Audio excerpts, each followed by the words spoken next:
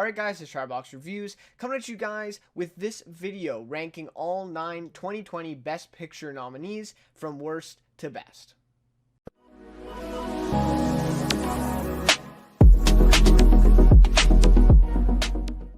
Alright, so this actually marks the first year, I think, ever that I've seen all 9 or all of the nominees for Best Picture before the Oscars actually happen, which is kind of ironic, of course, right? Because this is one of the shortest Oscar seasons that they've had yet, or at least in recent memory. So, anyways, but yeah, so this channel is usually dedicated to television. Watch a lot of TV shows, do a lot of TV reviews, just, post my award show for all the TV in 2019.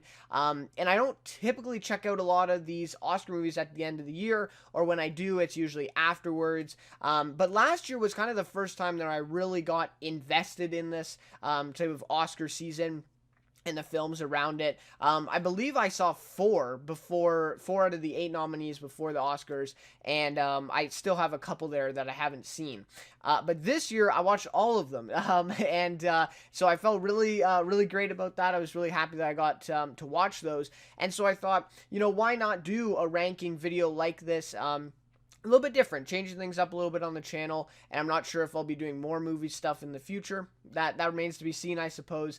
But yeah, so there's this video here where I'll be ranking all of the Best Picture nominees from worst to best, so 9 to 1, of course. And then there's also going to be a couple other videos that I'm hopefully doing with my friend, where we'll collaboratively kind of give our predictions and our predictions and I guess guesses somewhat to some of the awards for the Oscars. So that'll hopefully be coming in the next couple days. And then also we're going to do an additional video kind of reviewing or discussing a couple of these movies that really stood out to us, which we really would like to discuss in more long form. So there will be that as well. So look forward to that if you are interested in that. And I'm hoping that just, some more people that are more interested in kind of the movie sphere, might enjoy those a little bit more than all the TV reviews, right? Because I find, a lot of people don't watch a lot of these TV shows that I'm doing, and of course they can't really take part in that. So that brings me to this. I'd love to hear your guys' thoughts on my list. What is your list? What are your thoughts on some of these films? I know some people out there saying like this is the best year of film in the last decade and stuff like that. I don't know if I'd go that far, but I will say that at least 2 of these movies on the list are definitely some of the best I've seen this decade. And so yeah, I definitely think it was a really good year. Was it, monumentally better than the last few? I'm not sure if we can say that, but for sure a great one. I'd love to hear your guys' thoughts on some of your favorites as well. But anyways, if you enjoyed this video, please leave a like and consider subscribing to the channel as well. Really appreciate that. But without any further ado, let's get into number 9, where we start off our ranking. Alright, so at number 9 to begin the list will be Joker. So this is kind of funny because this is the most nominated movie this year at the Oscars with 11 nominations. But to me, this one is overrated. Honestly, well, and I think a lot of people would agree with that with the 11 nominations. Out of all these movies, to be the most nominated seems a little bit overrated. But I will say, so there's 3 things in this movie that I think are Oscar worthy and may even transcend just Oscar worthiness, but they should win at the Oscars for these 3 categories, and they are. Cinematography. The cinematography was fantastic in this movie. Now, a lot of people kind of think, yeah, but we've kind of seen it before, right? It's kind of a copycat version of a lot of these other things, and I'm not sure, I didn't quite see that in this. Now, I also haven't seen all of those movies that people are comparing this to.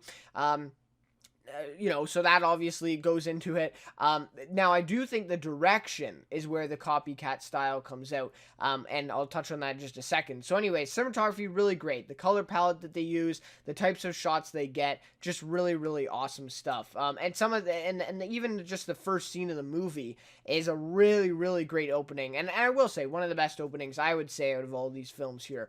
So, and then also Joaquin Phoenix's performance. I was thinking to myself, too, a couple days ago, I'm thinking, have I ever seen a more, big, more impressive performance on TV or movies? And I don't think so. I think this is probably, and I'm not saying it's the best, but it's definitely the most impressive performance I've seen ever. I think in movies or TV. He's simply amazing. The weight loss too, which is actually just kind of horrific to watch in the movie. But I guess commitment, if you want to call it that. Joaquin Phoenix is absolutely amazing, and he's going to win the Oscar for sure, and he deserves it. And the score. So the score is also really, really great in this movie, and like just really awesome. And then also the compiling of other scores, the other songs as well, to complete this kind of adapted / original score throughout the movie is really, really well done by Hildur. I don't know the last name, but anyways, she also did Chernobyl, and score was one of my favorite parts of that as well. So, aside from those three things, though, I think this movie is wholly overrated. The writing and directing in this film is just really cliche and tropey. I'm sorry, but there is multiple instances in this movie where the writing just does not make sense. Seriously, like, there's quite a few, situations where it's like, okay, but that wouldn't really happen, right? Like, and stuff like that. And they're trying to make it kind of a realistic character study and all this stuff, and that's what kind of Todd Phillips likes to say in some of these circuits and all that. But it's like the writing does not reflect that really, right? At least to me. And I thought the directing, this is where the copycat style comes out, because I don't think there's a lot of original stuff in this film. It's a lot of tropey, cliche stuff that we've seen before. And also the handling of the tone, I don't think is the best, that it could have been. I think just throughout the movie and kind of the slow burn leading up to it, I think the pacing could have been improved, and then also the tone along with it while we transition to the second half of the film. And I feel like that transition is not very smooth. I feel like it's just a little bit too noticeable of a change in tone. And I think that comes down to the directing. Also, one of the biggest cliche things was the detectives in this. Played by Shea Wingham and Bill Camp, by the way. Love both of those guys. But the writing there, and just that whole little thing with the detectives coming in, and I really didn't like that. Now, again, is this type of writing, directing fine for a movie? Yes. Is it fine for an Oscar-nominated movie? Not really. So, again, that's where I'm kind of coming from here. It's just not really an Oscar-level movie to me. And a lot of people say, like, it transcends the comic book genre. Yes, it's a comic book character, but it's so much more. I don't agree with that. I think it still is quite within the boundaries of a comic book movie. And like I said, with this tropey, cliche writing, one of the biggest things is one of the moments at the end of the movie, with, ripping up the pearls with Bruce Wayne. And that's like from the comic books. And that's just one example of the many little moments they try to recreate. And it's like, well, are you going for the comic book movie? Are you trying to recreate that stuff, or are you not? And I feel like they kind of are blurring the lines between the two. And that's why I don't think it really transcends that genre. Now, I also hated the ending. Hate's a strong word, but I honestly feel it's necessary here.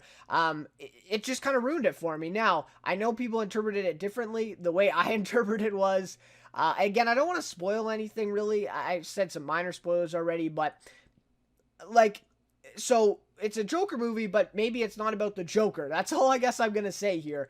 But that's the way I interpreted it, and for me, that kind of ruined the whole movie and made it kind of pointless. So anyways, with that ending in there, it really kind of brought down for me what I was already watching in that way. And I think, again, that comes down to the directing by Todd Phillips. How he got nominated for the Oscar for Best Director this year just blows me away. I mean, honestly, you got at least, I can think of at least 3 other ones. You want to say Greta Gerwig, Taika Waititi, James Mangold. I would have put all of them over Todd Phillips for that last spot.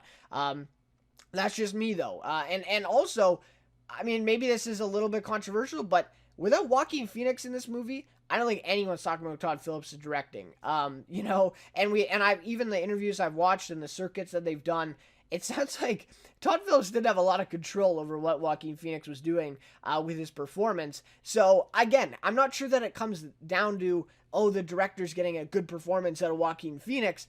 I think it's more so that they casted Joaquin Phoenix and then he just took on this role. And Todd Phillips is just kind of in the background, kind of making things go, but Joaquin Phoenix maybe more so. Anyways, that's just my outside opinion. Of course, I could be totally wrong. But that is where I lie on Joker at number 9. All right, so next on my list at number 8, we have Little Women. So this is actually the last film that I saw out of these 9, and so I just want to preface that with this because I think some of these films, can fall under recency bias, and I know for a lot of people that's the case.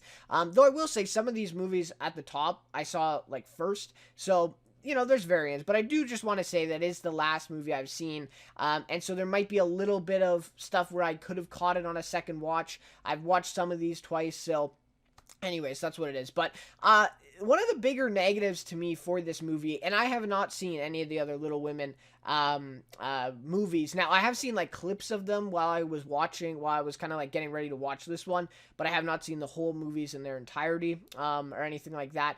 Katharine Hepburn was the one that I watched some clips from, and that's like regarded as the best one, I guess. Anyway, so yeah, so this one, the style is completely different to some of the other remakes that they've done, and to me, I'm not sure that I really liked it. I felt like the timelines and the transitions between the timelines here kind of ruined the pacing for me, and I just feel like they could have been done a lot better. At the very beginning, like the first 2 or 3 transitions here from the two timelines, from the 7 years earlier and the current times, were really strong, right? Like, for example, I think it's actually in the trailer, so, but they see, Saoirse Ronan's character gets a key, and then we see how she got that key in the flashback, while also giving us some more character development. So that's strong, but then towards the end of the movie, they just kind of totally forget about that, and just switch between these timelines, and it's like, okay, which one am I watching now? Which one is this? What's her hairstyle in this one? What was that in the last time? So it just got honestly really confusing to me. And again, the pacing, a couple of the really emotional moments were kind of not ruined. I don't want to say that, but just kind of weakened for me. And it didn't really impact me as much as it maybe could have there. Now, I will say some really witty and fast dialogue. I thought it was a really strong script. I think this is the strongest thing about Little Women, and probably the only thing that they could win at the Oscars is adapted screenplay for Greta Gerwig. I really do think very strong script, and that also comes down to the acting, too, the way that these lines are delivered by the actresses in this one. Of course, and actor Timothy Chalamet, Bob Odenkirk. Yeah. So, I mean, that, I think that's a really good part of this, and that's what kind of makes it work, makes it turn. And it is a little bit of a slower movie, and so I think for some people, that dialogue is almost a lifesaver, right, to make them still invested, because it's just like constant yelling here and there, and you're trying to follow, and it keeps your attention. That's for sure. Now, I will say another thing, too, and this is what I said about Joker as well, is this didn't feel very Oscar-ish, I guess I'm trying to say here, either. It was kind of a PG-rated movie. It's kind of like a big, epic type of feel, and I've watched in interviews that Greta Gerwig wanted this to make it this, and wanted this type of approach with it. And I get that, right? But then, is it really an Oscar movie then if you're just going for this PG, family-rated, epic film that they can see on Christmas Day? So, it was really confusing to me. I thought from the offset that this was going to be an Oscar picture nominee. But then I saw like it's coming out Christmas, it's PG. This isn't the typical Oscar movie. And so that's just one thing I would say that kind of maybe brings it down in terms of at least the Oscar conversation. A good performances throughout, by the way. I thought this was really great. Florence Pugh for sure stands out to me. Saoirse Ronan was great. Emma Watson is good too. No one talks about her when they talk about performances in this movie, and I think that's a shame. I think she's really good. Alyssa Scanlon is good as well, and she has a little bit of a smaller role. And by the way, I'm going to talk about this more in Marriage Story. Is it just me, or does Laura Dern give a much better performance in this movie than she does Marriage Story, yet she's nominated for Marriage Story and is probably going to win? Blows my mind. But anyways, she's great in this, and Bob Odenkirk is great. Absolutely love him in Better Call Saul. He's awesome. And the directing, too. That's something to be said, too. A lot of people think she could have got nominated for direction at the Oscars as well. I think she could have. I think this is...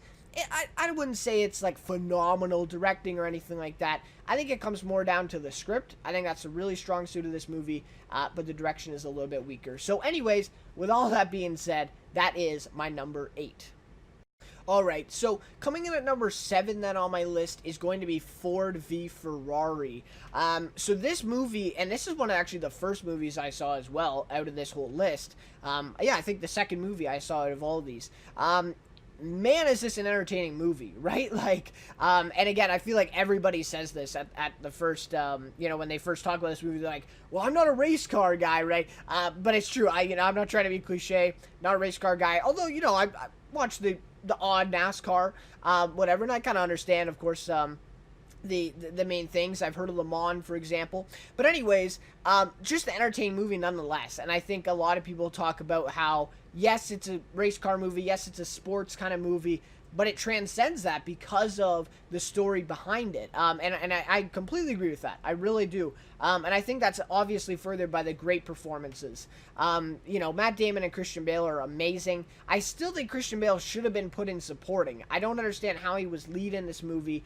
And if he was put into supporting, I think he gets that nom, and I think he has a good chance of winning. So I'm a little frustrated about that one just because I love Christian Bale and would love to see him in there. But anyway, he was great. And I also think Tracy Letts gets really overlooked for that movie playing Ford. He's awesome in that. And, of course, I think it's a fat suit and all that. But still, really, really great performance from him. That's completely overlooked as well. Now, I will say, the writing and directing here is fairly cliche and tropey. A lot of this stuff that you see in typical sports movies, you get knocked down, you get back up, and this kind of brotherly embrace of these two characters. They get in a fight, then they make up, and they conquer everything. They win the race, or they win the game. So, yeah, I mean, there's a lot of stuff like that, and again, is it really an Oscar-worthy movie because of that? I don't know, you can kind of, share your thoughts on that, but to me, that kind of brings it down. Now, a strong technically made film as well. I would probably say the second best technical film out of these 9. Next to, I think you guys know which one, but I'm not going to say it yet. But really strong, right? The sound, editing, and mixing is really great. Cinematography, I think, is great for this movie. Film editing is awesome. The editing, I think, should win at the Oscars. Really great one. And yeah, so I think that part is really, really well done as well. So that brings it up. And I just think the ending could have been better, narratively speaking. It just seemed kind of shoved in there at the end. And I get it. They can't end on just Le Mans and them winning, because that just wouldn't be the whole story, right? They gotta show this story of Ken Miles and, spoilers, but it's a true story, his death at the very end. So they got to show it, but I didn't really like it. I just felt kind of shoved in there at the end. Oh, well, he died shortly after the race, though, right? And it just kind of lacked that emotional impact that maybe I think they were trying to go for. So that was a little bit disappointing and brings it down for me. And overall, I was just expecting more than what this movie was going for. I was expecting, Best Picture favorite out of this movie when I was going to see it.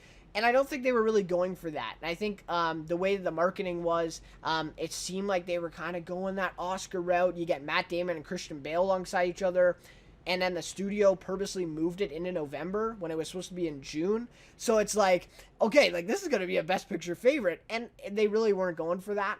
And so, I don't think you can count that against them. But that, it does, impact definitely for the Oscars. But it gets nominated for Best Picture, and it's number 7 on my list. All right, so next at number 6 on my list, and I will say number 5 and 6 are really close for me. I think you could really switch them up. But for today, I'm going with The Irishman at number 6. And you'll see with number 5, you can kind of see, and I'll explain a little bit why they can switch. But anyways, The Irishman, the biggest thing that everybody says, it's too long. It really is. It is way too long for me. A lot of this stuff could have been condensed, and I get it though. I get it. It has to be a 3.5-hour epic movie to kind of cap off Scorsese's, De Niro, Pesci, that kind of filmography, that group of films, that even just genre that they made up themselves pretty much. To cap that off, it had to be a 3.5-hour epic movie. So I get it. But if you're looking at the film, it really didn't need to be 3.5 hours. Really did not need to be. Especially the ending is just really stretched out at the end. I believe it's the last 30 to 40 minutes of this film. It just kind of kept me, I was just looking at the time. Oh, still 10 minutes. Still 5 minutes left, right? So, anyways, I feel like the pacing could have been a bit better. And to me, this really just felt like a jumbled story without specific plot points along the way. And, some people really like that, and The Big Short has a little bit of stuff like that, and it's one of my favorite movies for sure of the decade. I love that kind of style, but with this one, I don't know. And I'm talking to friends about it too. The way I talked about it is, it looks like Scorsese, De Niro, and the others, right? The others involved kind of just threw a bunch of stuff at a wall, right? Like a bunch of different colors of paint, all this shit at the wall, and then whatever just stuck and didn't drip down or didn't fall off, they kind of just try to jumble together and put this all in 3.5 hours. That's the way it kind of felt for me. And I know that that's like quite a knock on the movie, but that's just the way it felt. It didn't really feel like a story, and especially with the timeline switching and stuff, it was really confusing at first, because I'm like, is this current day? No, he's in the home. Oh, but this is still like 20 years after this, so a little bit confusing throughout with the timelines for sure. And the CGI de-aging is distracting. I still don't quite understand why they didn't do a younger actor playing De Niro, but then again, I kind of do, because younger De Niro is like the whole movie. Which again, why would you make that choice if you knew that was going to happen? Anyways, so yeah, I mean, it's distracting. Once you get past it, I think it's okay. But I was still, like, every few minutes thinking, oh, that looks kind of weird. But anyways, and there's a couple scenes where it, like, really sticks out, where it's De Niro stomping on an old guy, but his face looks like he's 40. I'm sorry, stomping as an old guy, and his face looks like he's 40. Really distracting. But anyways, also I would say, it didn't really seem like a Scorsese film, because, like, seriously, there's multiple editing errors in this and small little other mistakes. There's a couple of sound errors as well in it, where it's just like, like Al Pacino is like sitting on a chair in one scene, and then all of a sudden we cut and he's standing up and pacing while it's still the same line that's being edited. So you can tell that they were trying to piece it together. I'm not sure why that happened. I'm not sure, maybe if this was just kind of maybe put together a little bit too fast with the editing or something. But that's not something you see in Scorsese films, and that's not something you expect. And so to me, that just kind of hurts it as well. It's like, I'm watching the Scorsese epic, and there's editing errors in this, right? So anyways, that's just stuck out to me, and maybe I was looking too closely. Probably. Great performances. Absolutely great performances all the way around.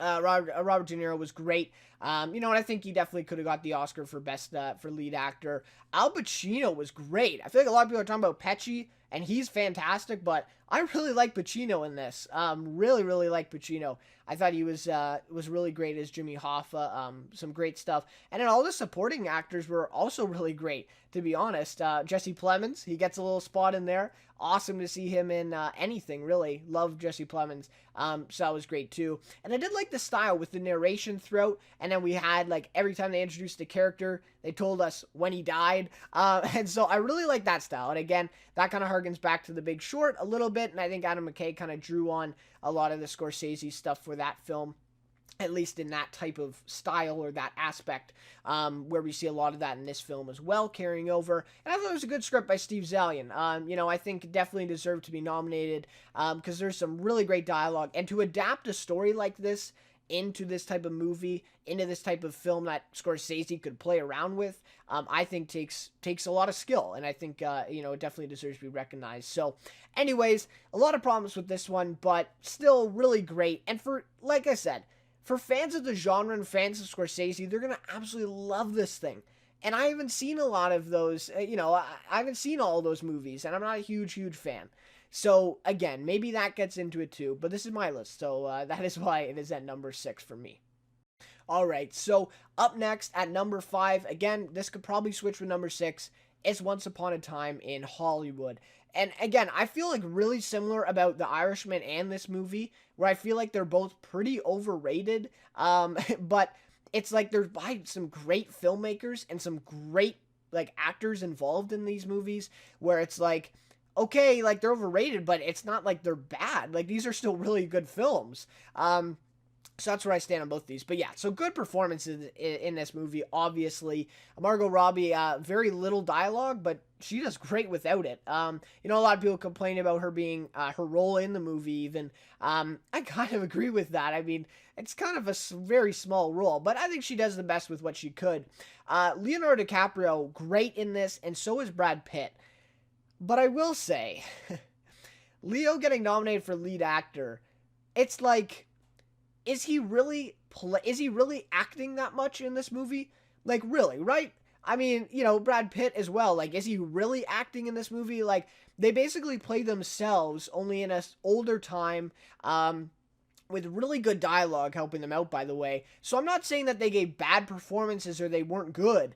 They were both great, obviously. But are they really, like, Oscar contenders, like, for winning these awards? And Brad Pitt winning, I'm sorry, but, like, really, like, Al Pacino is better, Joe Pesci is better. I don't know about that one. But anyways, good performances, though. And like I said, probably some of the most memorable performances. Maybe they're not the best, but definitely the most memorable, for sure. No one's ever going to forget, well, maybe in a few years, but at least not in you know, the near future. No one's going to forget Brad Pitt's performance. Really, really memorable. So it really meanders through this story right until the end. And then everything just pops off, which seems so forced and out of place. I have to say it. I mean, yes, this is a typical Tarantino style, right? You go really slow burn, you meander through this, and then boom, the big payoff at the end, right? And one of my favorite ways that he does this is in Inglourious Basterds, for sure. But this movie, it doesn't quite work the same way. Because this is a hangout movie, right? And it's like 2 hours of just hanging out with Brad Pitt and Leo, you know, slowly going through everything, listening to the music and all this stuff, right? And then he just kind of tries to shove all this big payoff action thing in the end. And it's just such a different tone and such a different, you know, type of approach to this movie, where it just kind of takes you out of it. It's like, what am I watching right now? So, of course, it's an all history take, and that's really strong. I mean, obviously, to present that different perspective, and that's what I love about Inglourious Basterds as well. So yeah, I mean, yes, it's a good ending, but it just doesn't fit with the rest of the movie. So to me, that brought it down. Really strong script, of course. Tarantino's a fantastic writer. His dialogue is second to none. Probably one of the best writers, you know, working right now. Awesome, awesome stuff. And the directing, I thought, was decent. Again, you know, this is the type of movie that he wanted to make, and I think he did really great at that. Now, for some people that are expecting a different type of movie, like some of his other films, they may not think the direction is that great. So it really depends on where you were kind of going into this movie at, what you were expecting. I think a lot of people are expecting a little bit something different from this one, but that's what it is. I really thought the comedy landed. Definitely one of the funnier films of the year for me. Really awesome and visually appealing film with that really great nostalgia feeling to the whole movie. And that, I think, speaks a lot to the production design, costume design, which I think they could definitely win at the Oscars. Some really great stuff there, you know, beyond just the directing and the acting and the writing and all that stuff. Some really great stuff. And the cinematography, too. I think that gets overlooked for this movie. Really, really awesome as well for this one. So anyways, that is number 5. Alright, so next on my list at number 4, we have 1917. So this movie, to me, again, I gotta say it, it's a little overrated, to me at least. Now, I will say, technically speaking, this is the best film of the year. You know, so let's just go down the list a little bit. Cinematography, absolutely fantastic, and they're probably going to win at the Oscars for it.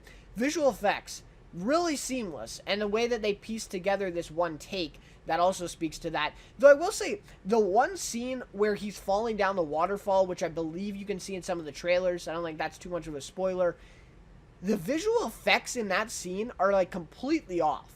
Like, that's just so obviously visually, like, digitalized and kind of like faded together. It really seems off. But other than that, like, the effects are really great throughout the movie. But yeah, I don't really get what happened there. Maybe they were kind of crunched for time and they had, I don't know. Maybe that's the best they could do.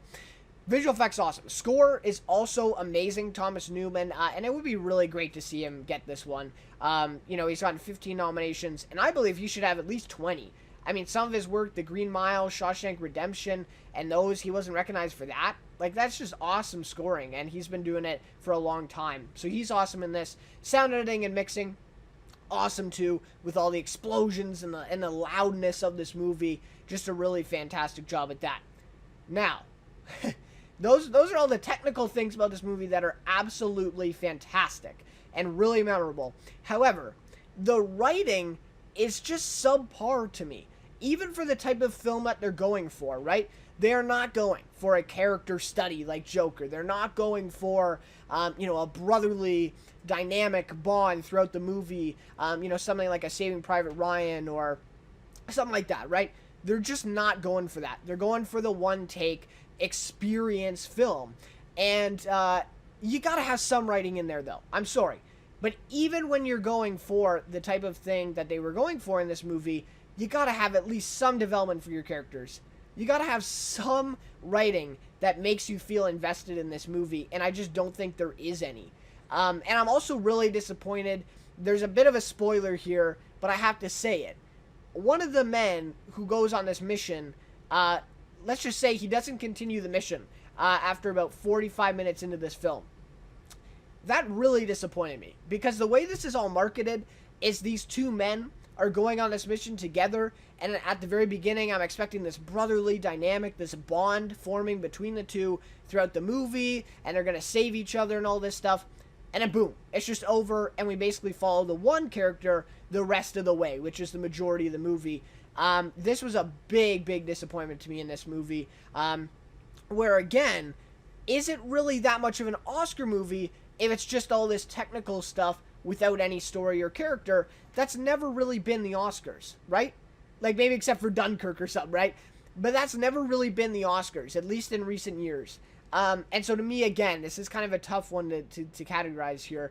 And the writing, tropey, really, like, cliche at times. The ending to this movie, the ending visual to this movie, I'm sorry, but, like, I don't know, I kind of rolled my eyes at it. Just really frustrating. Now, I do think they got a lot of stuff right, like, historically accurate. I definitely can't discount that for sure. But some of the, like, they just took liberties for to get some of these shots and some of these, beats in the narrative, where it's like, okay, really, right? Like, it was such a good experience, such realistic, and then you went there. So, anyways, that's how I felt about the very ending scene. If you've seen it, you kind of know what I'm talking about with the tree at the very end. Anyways. Also the direction, so ambitious, such a, and again, we've really only seen this one other time, in the last 6 years with Birdman. So Sam Mendes definitely deserves some credit for his ambition with this one. And so does Roger Deakins, too, with the cinematography. Absolutely fantastic job there. And Sam Mendes, I think, deserves the Oscar for this one. Really, really great. And I have to say, George McKay, who plays the lead, is also really good in this one. I don't think he's Oscar caliber, but he is good. And without his performance, I don't know that this movie would work. So, really great job there. And that is why it is at number 4. All right, so at number 3, and I have to say, these top 3 are kind of in a category of their own for me, at least. I think these 3 are really quite a bit better than the rest of the ones that I've listed already. But either way, so number 3 is Marriage Story.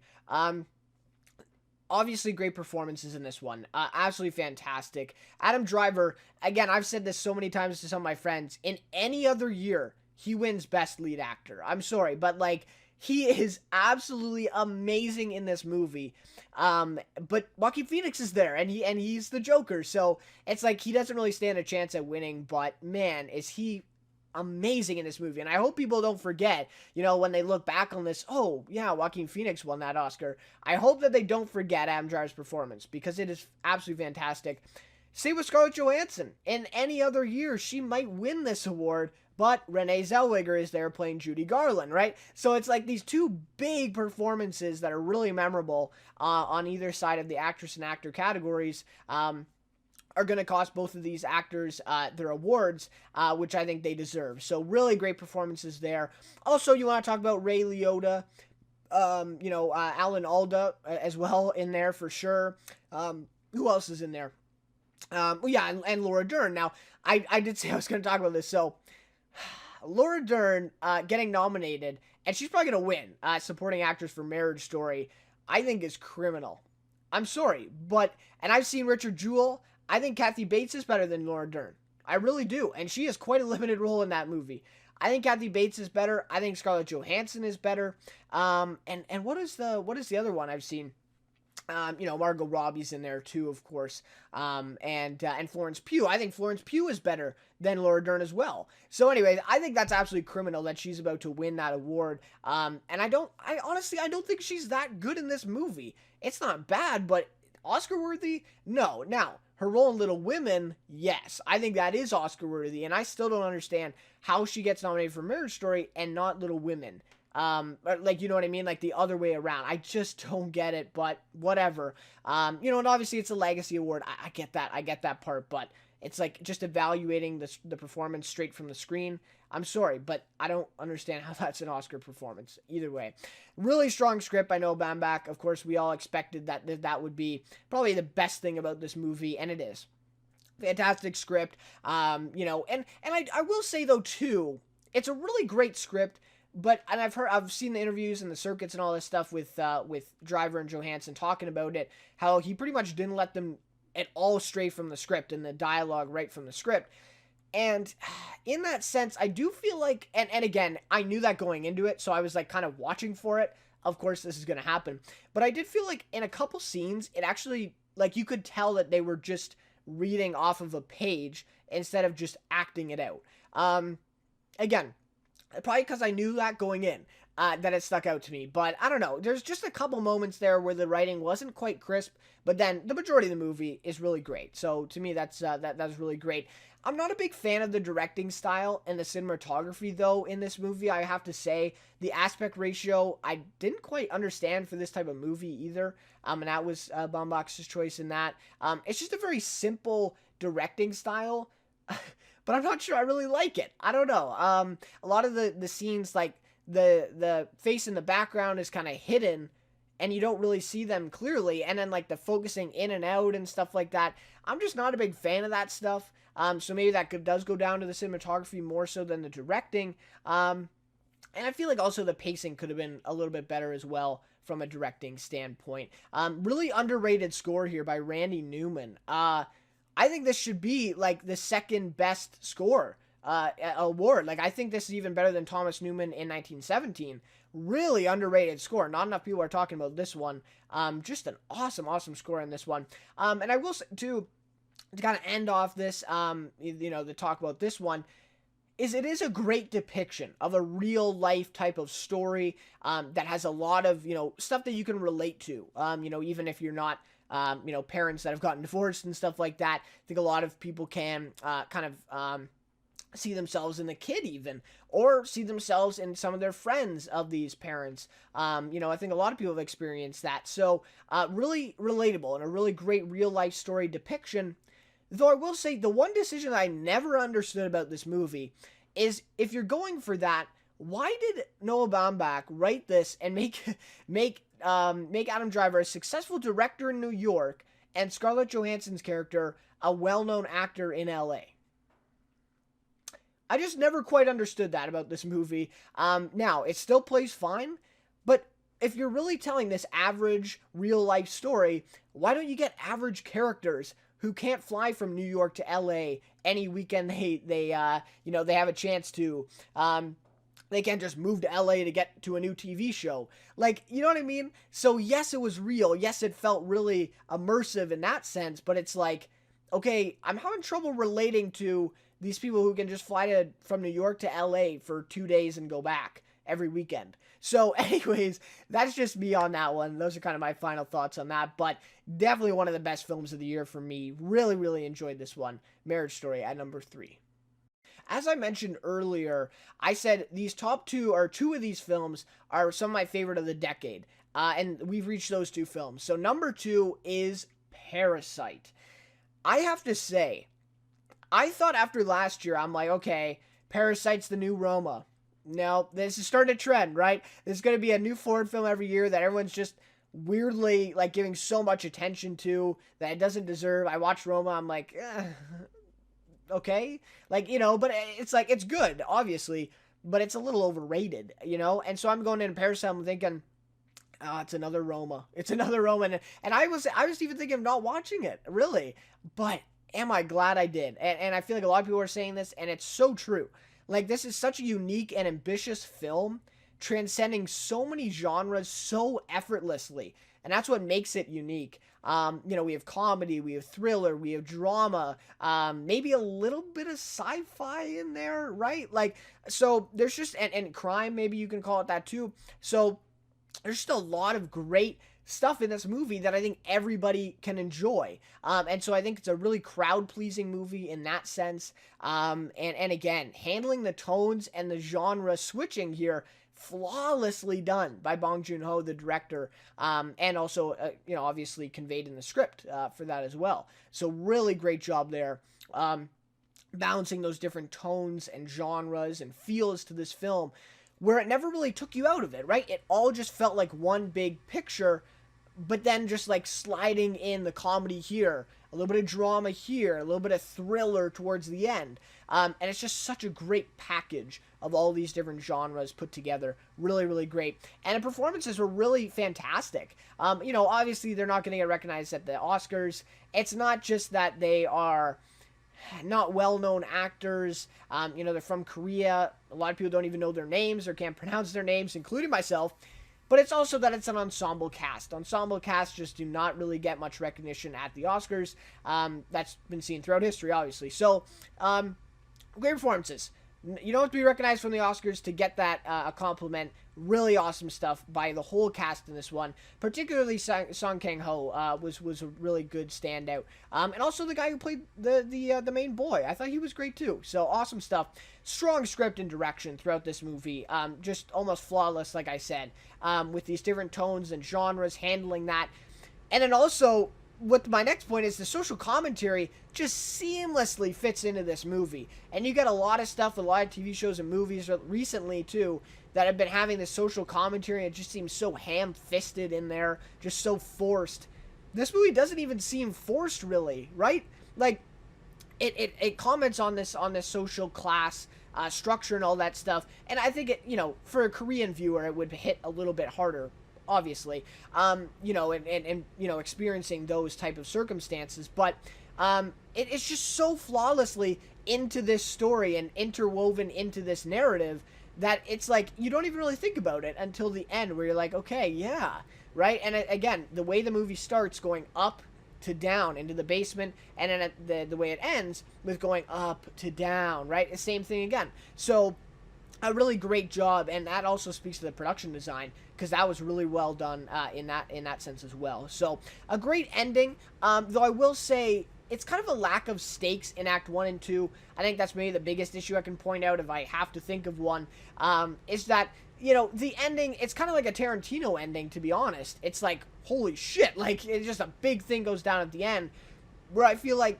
the same stakes that are in that scene don't really exist in the rest of the movie, where, like, some of these situations are really dire, really serious, and I just feel like maybe it's just missing that little bit of stakes, where at the end we see that. Like, we see the death of a couple main characters, right? Like, we understand that this actually does have consequences for what they're doing.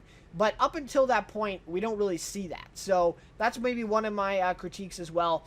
And again, lacking that Oscar feel. Usually these type of films that are really crowd-pleasing, entertaining, different genre pieces, don't really do that well at the Oscars. So this is a bit of an anomaly, although it's a foreign film as well. So we'll have to see how it goes. I don't think this wins Best Picture at the Oscars, but definitely one of my favorites of the year. Absolutely fantastic film, and really suggest check it out if you haven't already. If you're like me, you think it's Roma 2.0, it's not Roma 2.0, that is for sure. So yeah, that is number 2 on my list there. Alright, so you probably pieced it together by now. My number 1 for this year for the Best Picture nominees is Jojo Rabbit. And I think a lot of people are overlooking its chances at winning Best Picture. Now, I know I sound kind of crazy with that, but I think it seriously is a contender for Best Picture here this year. This film is absolutely fantastic. Now, I would say, I think Parasite and this movie are really, really close for me, and it honestly just comes down to my personal interest, I guess. And I, really interested in this time period with World War II. And that stuff, really kind of a history guy. And so for that aspect, and I've just watched a lot of World War II films that have been so different from this depiction of it, and that's something I love. So yeah, I have to be honest, probably objectively speaking, these two are right together, and just personal interest base, that's where Jojo Rabbit kind of pulls ahead at number 1. But anyways, such a seamless balance between comedy and drama in this movie. Like, it is absolutely insane. Taika Waititi is so good at balancing this. Really like Hunt for the Wilder People. I would say one of my favorites of the decade. I really, really enjoyed that movie. And you can see where he kind of drew from that one in this one. So you do see those similarities. And What We Do in the Shadows, awesome, awesome movie. And the TV show is really great that he's been directing as well. And so you can see his comedic side, but he's also such a good dramatic writer and director, hitting these beats. And I mean, a lot of people have talked about it. Halfway through the movie, this movie kind of takes a turn, and it is one of the most emotional scenes of any of these films, honestly, of the year. But it's like, there's so many funny little things in this movie, and it's such a great way to convey this message. And I completely agree with what Taika Waititi and others have been saying a lot about this movie, is that, well, comedy is the best avenue to explore, this type of hate and this type of message in the movie. I completely agree. It doesn't even seem forced. It doesn't seem ham-fisted. Like, this seems like the seamless comedy that's legitimately funny. Like, this is probably the funniest movie I watched all year. Hollywood and this one, probably close together. But this is, like, it's hilarious, but then it's also, knocking all this really serious messaging. And, again, I feel like this is a really unique spin for this type of movie on World War II and Nazis, but this might be the most powerful movie at doing what it's trying to do. So that's the way I come from it, and I know maybe this is not for everybody. Like, not everybody agrees with me on that. A lot of people didn't really like the tones and felt like it wasn't very balanced. Some people are just kind of outraged that they made a funny movie about Nazis. And it's not that at all. It really isn't. But anyways, so great performances too. Roman Griffin Davis, man. So happy that he got the Golden Globe recognition. Of course, he's not going to get the Oscar, nomination, but he was fantastic in this as a child actor. Awesome.